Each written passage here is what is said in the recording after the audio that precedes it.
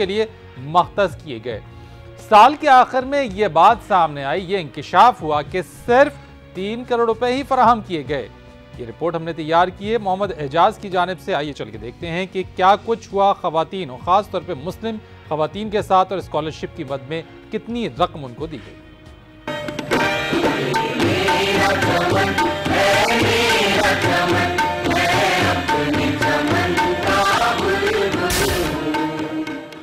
एक तरफ तो भारत में बसने वाले मुसलमान अपनी सरकार से तालीम और रोजगार के शोबों में कोटा बढ़ाने का मुतालबा कर रहे हैं। इन मुतालबात को एक लंबे अरसे से जहां सर्द खाने की नज़र कर दिया जाता है, तो वहीं कभी पार्लियामेंट में यह मामला जेरे बहस लाया भी जाता है तो हिंदू इंतहा पसंदी आड़े आ जाती है।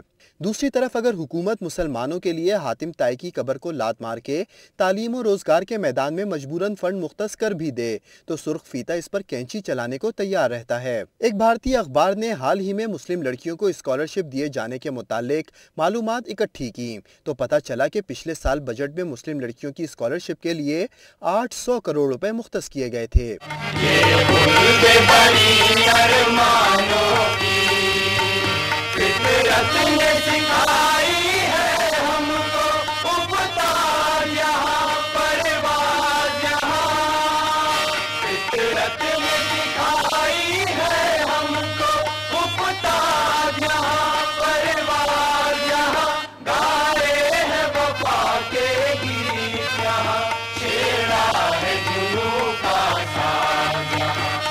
मगर साल के आखिर तक इन 800 करोड़ रुपयों में से सिर्फ 3 करोड़ रुपए की स्कॉलरशिप मुस्लिम लड़कियों को दी गई, जबकि बकिया 797 करोड़ रुपए वापस सरकारी खजाने में चले गए। मुस्लिम तालिबात स्कॉलरशिप की सहूलत से इस वजह से इस्तेफादा ना उठा सकी कि एक तो कवायद जवाबित और शराइत इतनी सख्त लगा दी गई कि जिनको पूरा करना ना सिर्फ नामुमकिन बल्कि जुए शीर लाने के मुतरादिफ रहा, बल्कि इस प्रोग्राम के हवाले से भरपूर ताखीर की गई, जिसकी वजह से मुस्लिम तालिबात तक ये पैगाम ना पहुँच सका।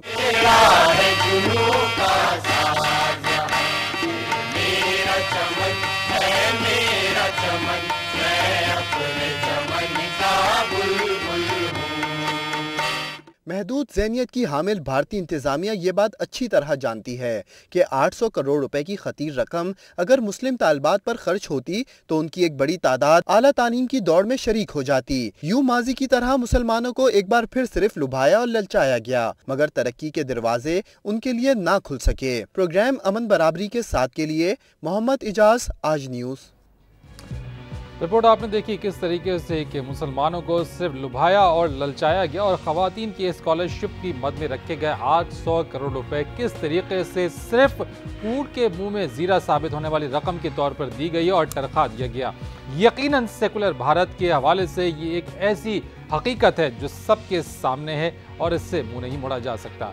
इसी के साथ साथ आपको हम ये भी बताते चलें कि भारत में जाली पुलिस मुकाबले अब आम हो चुके हैं और वहां की पुलिस, भारतीय पुलिस की कोशिश ये होती है कि इन जाली पुलिस मुकाबलों में ज्यादातर मुसलमानों को निशाना बनाया जाए।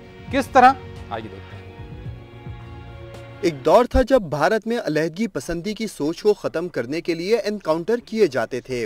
न जाने कितने मासूमों को जिंदगी से हाथ धोना पड़ा और अब हिंदू इंतहा पसंदी की सोच के हामिल भारतीय सूरमा दहशतगर्दी से निमटने के बहाने बेगुनाहों के खून से अपने हाथ धो रहे हैं। इंसानी हुकूक कमीशन की रिपोर्ट के मुताबिक 2002 से 2007 के दौरान भारत में 440 फर्जी मुकाबले हुए।